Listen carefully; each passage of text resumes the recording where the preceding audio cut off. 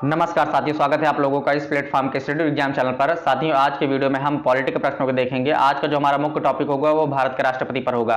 भारत के राष्ट्रपति पर बनने वाले प्रश्नों को देखेंगे और उनका विश्लेषण करेंगे। साथियों, यदि आप प्रश्नों का पीडीएफ डाउनलोड करना चाहते हैं तो डिस्क्रिप्शन में लिंक होगा, आप टेलीग्राम चैनल से डाउनलोड कर सकते हैं और टेलीग्राम चैनल को ज्वाइन भी कर सकते हैं। तो चलिए साथियों शुरू करते हैं।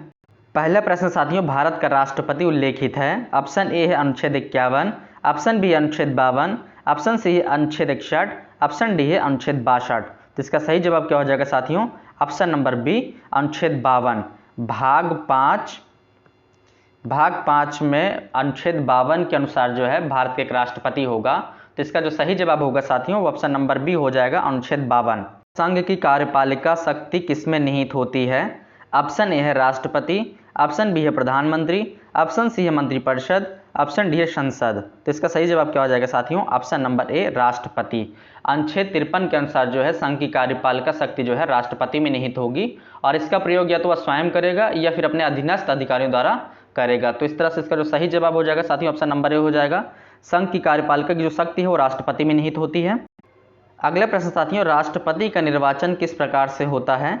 ऑप्शन ए है मनोनयन द्वारा, ऑप्शन बी है प्रत्यक्ष रूप से, ऑप्शन सी है अप्रत्यक्ष रूप से, ऑप्शन डी कोई स्पष्ट प्रावधान नहीं है। तो इसका सही जवाब हो जाएगा साथियों ऑप्शन नंबर सी, अप्रत्यक्ष रूप से जो है राष्ट्रपति का निर्वाचन होता है। अगर राष्ट्रपति के निर्वाचन के बारे में हम देखें तो इनका निर्वाचन जो है निर्वाचन मंडल के द्वारा होता है, जिसमें संसद के दोनों सदनों के निर्वाचित सदस्य होते हैं और राज्यों के विधानसभा के निर्वाचित सदस्य होते हैं और दिल्ली और पुदुचेरी के केंद्र शासित प्रदेशों के जो है विधानसभा के निर्वाचित सदस्य होते हैं। राष्ट्रपति का चुनाव एक विशेष प्रकार का चुनाव होता है जिसे सिंगल ट्रांसफरेबल वोट सिस्टम कहते हैं। इसमें मतदाता एक ही वोट देता है लेकिन प्राथमिकता के आधार पर वोट देता है। कहने का मतलब यह है कि वो बैलेट पेपर पर यह बताता है कि मेरी पहली पसंद क्या है और दूसरी पसंद क्या है और तीसरी पसंद क्या है। इस प्रकार से जो है यदि पहली पसंद वाले वोटों से विजेता का फैसला नहीं हो पाता है तो उम्मीदवार के खाते में वोटर की दूसरी पसंद के को नए सिंगल वोट की तरह ट्रांसफर किया जाता है, इसीलिए इसे सिंगल ट्रांसफरेबल वोट कहा जाता है। तो इस तरह से इसका जो सही जवाब हो जाएगा साथियों, राष्ट्रपति का जो निर्वाचन है वो अप्रत्यक्ष रूप से होता है। ऑप्शन नंबर सी इसका सही हो जाएगा। अगला प्रश्न साथियों, भारत के राष्ट्रपति के लिए चुनाव लड़ने के लिए उम्मीदवार की आयु न्यूनतम डैश वर्ष होनी चाहिए। ऑप्शन ए है 18 वर्ष, ऑप्शन बी है 25 वर्ष, ऑप्शन सी है 35 वर्ष, ऑप्शन डी है 65 वर्ष। तो इसका सही जवाब क्या हो जाएगा साथियों? ऑप्शन नंबर सी 35 वर्ष। आर्टिकल 58 में जो है राष्ट्रपति की योग्यताएं दी गई हैं, जिसमें कोई व्यक्ति राष्ट्रपति पद के लिए पात्र तभी माना जाएगा जब वह भारत का नागरिक हो, 35 वर्ष की आयु पूरी कर चुका हो और लोकसभा का सदस्य निर्वाचित होने के लिए योग्यता रखता हो। तो इस तरह से इसका जो सही जवाब है साथियों वो ऑप्शन नंबर सी हो जाएगा। राष्ट्रपति के चुनाव लड़ने के लिए उम्मीदवार की आयु न्यूनतम जो है 35 वर्ष होनी चाहिए। तो इसका सही जवाब ऑप्शन नंबर सी हो जाएगा। अगला प्रश्न साथियों, भारतीय सशस्त्र सेनाओं का सर्वोच्च कमांडर कौन होता है? ऑप्शन ए है रक्षा मंत्री, ऑप्शन बी है गृह मंत्री, ऑप्शन सी है प्रधानमंत्री, ऑप्शन डी है राष्ट्रपति। तो इसका सही जवाब क्या हो जाएगा साथियों? ऑप्शन नंबर डी राष्ट्रपति। राष्ट्रपति जो है भारतीय सशस्त्र यानी तीनों सेनाओं का, जिसमें वायुसेना, थल सेना, जल सेना का सर्वोच्च कमांडर होता है। तो इस तरह से इसका जो सही जवाब है वो ऑप्शन नंबर डी हो जाएगा, राष्ट्रपति। अगला प्रश्न साथियों, भारतीय संविधान का कौन सा अनुच्छेद राष्ट्रपति के पद के लिए पुनः निर्वाचन की योग्यता निर्धारित करता है? ऑप्शन ए है अनुच्छेद 51, ऑप्शन बी है अनुच्छेद 52, ऑप्शन सी है अनुच्छेद 57, ऑप्शन डी है अनुच्छेद 55। तो इसका सही जवाब क्या हो जाएगा साथियों? ऑप्शन नंबर सी अनुच्छेद 57। अनुच्छेद 57 के अनुसार जो है राष्ट्रपति के पुनर्निर्वाचन के लिए जो है पात्रता दी गई है, जिसमें कोई व्यक्ति एक बार राष्ट्रपति बन चुका है तो उसकी कोई सीमा नहीं है कि वो राष्ट्रपति कितनी बार बन सकता है। राष्ट्रपति कई बार बन सकता है कोई व्यक्ति, ठीक है साथियों। तो इस तरह से इसका जो सही जवाब हो जाएगा ऑप्शन नंबर सी हो जाएगा। अगला प्रश्न साथियों, राष्ट्रपति लोकसभा को भंग कर सकता है। ऑप्शन ए है लोकसभा के अध्यक्ष की सलाह पर, ऑप्शन बी है उपराष्ट्रपति की सलाह पर, ऑप्शन सी है प्रधानमंत्री की सलाह पर, ऑप्शन डी है सर्वोच्च न्यायालय के मुख्य न्यायाधीश की सलाह पर। तो इसका सही जवाब क्या हो जाएगा साथियों? ऑप्शन नंबर सी प्रधानमंत्री की सलाह पर जो है राष्ट्रपति लोकसभा को भंग कर सकता है, लेकिन राष्ट्रपति राज्यसभा को नहीं भंग कर सकता है क्योंकि वह एक स्थायी सदन होता है। तो इसका जो सही जवाब है साथियों ऑप्शन नंबर सी हो जाएगा। प्रधानमंत्री की सलाह पर राष्ट्रपति जो है लोकसभा को भंग कर सकता है। अगला प्रश्न साथियों, राष्ट्रपति राज्यसभा के लिए कितने सदस्यों का मनोनयन करता है? ऑप्शन ए है 2, ऑप्शन बी है 12, ऑप्शन सी है 10, ऑप्शन डी है 14। तो इसका सही जवाब क्या हो जाएगा साथियों? ऑप्शन नंबर सी 10 सदस्यों का।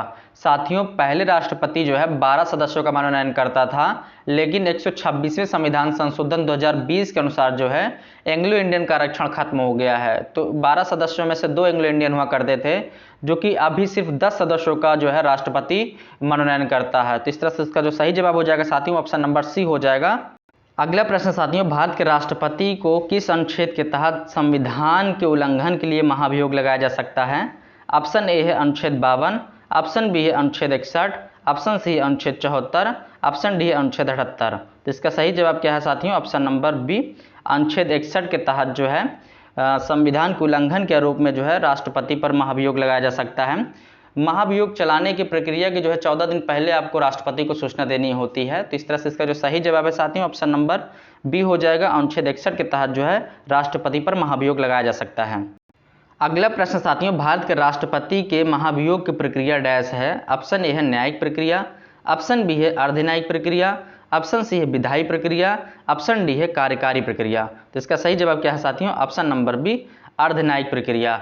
महाभियोग की जो प्रक्रिया है वो अर्धन्यायिक है। इसका अर्थ यह है कि दोनों सदनों में उपस्थित और मतदान करने वाले 2/3 सदस्यों का विशेष बहुमत होना चाहिए।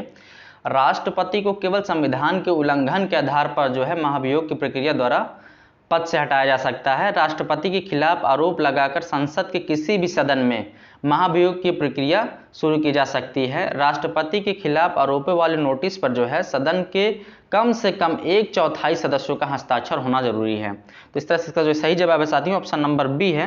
भारत के राष्ट्रपति पर महाभियोग की जो प्रक्रिया है वो अर्धन्यायिक प्रक्रिया है।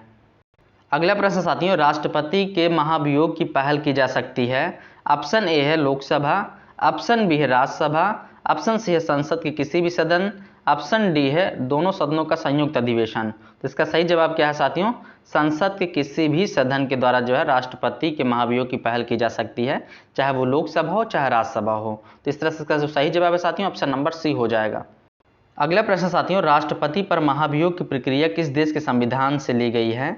ऑप्शन ए है अमेरिका, ऑप्शन बी है जापान, ऑप्शन सी है पूर्व सोवियत संघ, ऑप्शन डी है आयरलैंड। तो इसका सही जवाब क्या हो जाएगा साथियों? ऑप्शन नंबर ए अमेरिका के संविधान से जो है राष्ट्रपति पर महाभियोग की प्रक्रिया ली गई है। तो इस तरह से इसका जो सही जवाब है साथियों, ऑप्शन नंबर ए हो जाएगा अमेरिका। अगला प्रश्न साथियों, राष्ट्रपति अपना त्यागपत्र किसे सौंपता है? ऑप्शन ए है भारत के प्रधानमंत्री को, ऑप्शन बी है भारत के उपराष्ट्रपति को, ऑप्शन सी है लोकसभा अध्यक्ष को, ऑप्शन डी है भारत के मुख्य न्यायाधीश को। तो इसका सही जवाब क्या हो जाएगा साथियों? ऑप्शन नंबर बी भारत के उपराष्ट्रपति को। अगर हम आर्टिकल की बात करें तो 56 की क्लास ए के सब क्लास ए के अनुसार जो है राष्ट्रपति अपना त्यागपत्र उपराष्ट्रपति को सौंपेगा। तो इस तरह से इसका जो सही जवाब है साथियों, ऑप्शन नंबर बी हो जाएगा। अगला प्रश्न साथियों, भारत के राष्ट्रपति द्वारा जारी अध्यादेश की अधिकतम अवधि हो सकती है।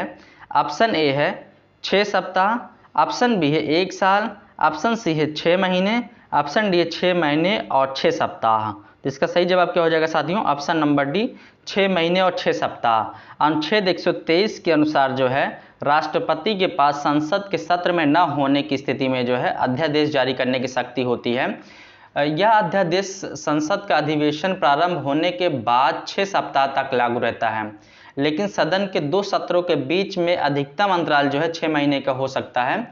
इसलिए अध्यादेश की अधिकतम जो अवधि है वो 6 महीने और 6 सप्ताह तक है। इस तरह से इसका जो सही जवाब है साथियों, ऑप्शन नंबर डी हो जाएगा।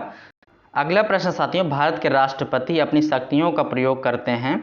ऑप्शन ए है सीधे अथवा अपने अधीनस्थ अधिकारियों द्वारा, ऑप्शन बी है मंत्रियों के द्वारा, ऑप्शन सी है प्रधानमंत्री के द्वारा, ऑप्शन डी है मंत्रिमंडल के द्वारा। तो इसका सही जवाब क्या हो जाएगा साथियों? ऑप्शन नंबर ए सीधे अथवा अपने अधीनस्थ अधिकारियों के द्वारा। अगर हम आर्टिकल की बात करें तो आर्टिकल 53 के क्लास 1 में जो है बताया गया है कि राष्ट्रपति या तो सीधे या फिर अपने अधीनस्थ अधिकारियों के द्वारा जो है अपने शक्तियों का प्रयोग करेगा। तो इस तरह से इसका जो सही जवाब है साथियों, ऑप्शन नंबर ए हो जाएगा। साथियों, आज मेरी तबीयत थोड़ा ठीक नहीं है, मैं बेड रेस्ट पर हूं, इसलिए यह वीडियो पार्ट 1 है। पार्ट 2 में हम राष्ट्रपति पर बनने वाले सभी प्रश्नों को कवर करेंगे। आई होप आपको ये वीडियो पसंद आई होगी। यदि वीडियो पसंद आई है तो चैनल को सब्सक्राइब करें, लाइक करें एवं बेल आइकन को प्रेस करें, जिससे आने वाली हर एक वीडियो की नोटिफिकेशन आपको मिलती रहे।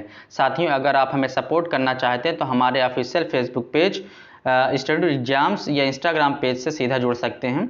और लास्ट में वीडियो को शेयर करना ना भूलें। धन्यवाद साथियों।